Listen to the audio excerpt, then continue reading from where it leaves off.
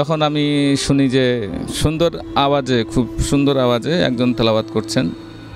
আর ইতিমধ্যে আমাদের মোহতামিম সাহেব হুজুর ওনার রুমে জোরে জোরে মাদ্রাসার জন্য দোয়া করছেন, সবই শুনতে পাচ্ছি। তো ওনার দোয়া যখন শেষ, এই মুহূর্তে তখন আমার কাছে সুন্দর একটা আওয়াজের কোরআন তেলাওয়াত ভেসে আসে। তো ভেসে আসার কারণে একটু সামান্য অপ্রস্তুত হয়ে যাওয়ার মতো অবস্থা হয়।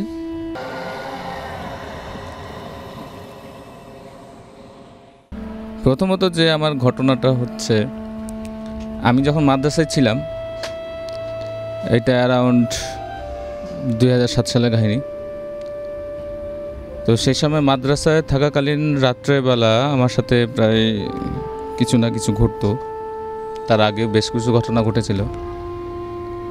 শেষের সময় রাত্রেবেলা আমার ঘুম হতো না, তার আগে থেকেই আমার এই সমস্যাটা ছিল। তো যার ফলে ওই রেস্টটা থাকার কারণে রাত্রেবেলা ঘুমাতে পারতাম না। তো এই জন্য রাত্রেবেলা উঠে আমাদের ছিল যে তাহলে নামাজ পড়বেন।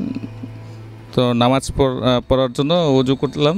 তো আমাদের রুমটা ছিল এরকম যে গেট দিয়ে ঢুকলে, মূল ফটক দিয়ে ঢুকলে হাতের ডান দিকে ওয়াশরুম, বাম দিকে আমাদের কিছু রুম ছিল, আর একটু সামনে যে গোসলখানা, এর সামনে আমাদের থাকার রুমটা ছিল আর কি।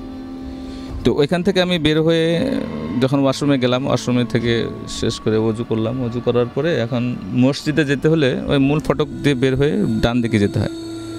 তো ওই দিকে যাওয়ার সময় তখন আমি শুনি যে সুন্দর আওয়াজে, খুব সুন্দর আওয়াজে একজন তেলাওয়াত করছেন।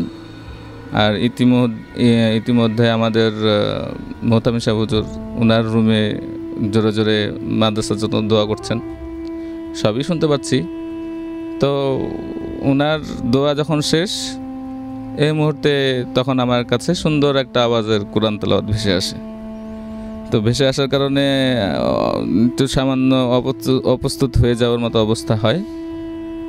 তো অবস্থা হওয়ার পরে এরপর আমি ওখানে কর্ণপাত না করে আমি মসজিদের দিকে রওনা দিই। তো মসজিদ থেকে আসার সময় তখন ওই চোখে পড়ে যে একজন নামাজ পড়ছে উত্তর দিকে, একজন আবার ওই ব্যক্তিটাই কিছুক্ষণ পরে পশ্চিম দিকে নামাজ পড়ছে, আবার ওই ব্যক্তিটাই কিছুক্ষণ পরে উত্তর দিকে সিজদা দিয়ে নামাজ পড়ছে আর কি। তো এরকম দেখার পরে স্বাভাবিক ভয় লাগার কথা। তো আমি দ্রুত আমার রুমে চলে যাই আর কি, কাউকে কিছু না বলি।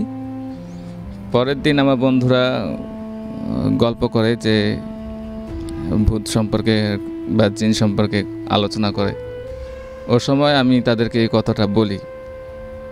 তো আমার পাশের বেডে যিনি ছিল, তো সে, তার নাম না বলি, তো সে আমাকে বলছে যে আমি রাত্রে এরকম দেখি। তখন আমিও বলি যে আমি তো গতকালকে রাত্রে এরকম দেখেছি, তো এখন কি করা যায়। তো আমরা ওস্তাদের কাছে গেলাম। ওস্তাদের কাছে যাওয়ার পরে ওস্তাদকে বললাম, ওস্তাদ আমরা এই সমস্ত ঘটনা ঘটেছে আমাদের সাথে। তখন ওস্তাদরা বললেন, তাহলে তোমরা রাত্রে নামাজ পড়া বাদ রাখো, কয়েকদিন তোমরা উঠবা না। তো ওই দিনই দুপুরবেলা, সকালবেলা নাস্তার যখন বিরতি দেওয়া হয়, সেই সময় আমি ছিলাম প্রথম বর্ষে। তো পঞ্চম বর্ষে যারা দাওরা পড়ছিল, ওনাদের থেকে একটা ছেলে আর কি বাথরুমে পড়ে যায়। তো ওর ভাষ্যমতে উনি কিছু একটা দেখার পরে ওনাকে নাকি ধাক্কা মেরে ফেলে দেয়। তো যার ফলে ওনার সামনের দুটো দাঁত থেকে একটা দাঁত ভেঙে যায়।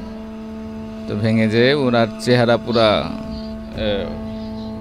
কালো হয়ে যায়। তো এরপরে আমাদের অন্ধ একজন হাফেজ ছিলেন, বড়, ওনাকেও আমরা হুজুর বলতাম। তো সেই হুজুর এসে দেখে নিশ্চিত করে যে তাকে আসলে জিনে আক্রমণ করেছে। তো আমাদেরকে তখন থেকেই অ্যালার্ট করে দেওয়া হয় যে আপাতত কয়েকদিন রাত্রেবেলা নামাজ না পড়তে, খুব সাবধানে থাকার জন্য বলে, 3 কুলের আমল করতে বলে। তো এইভাবে আমরা থাকি। এই ছিল আমার প্রথম ঘটনা ভাইয়া। জাগো এফএম এর অ্যাপ এখন পাওয়া যাচ্ছে অ্যাপ স্টোর এবং প্লে স্টোরে।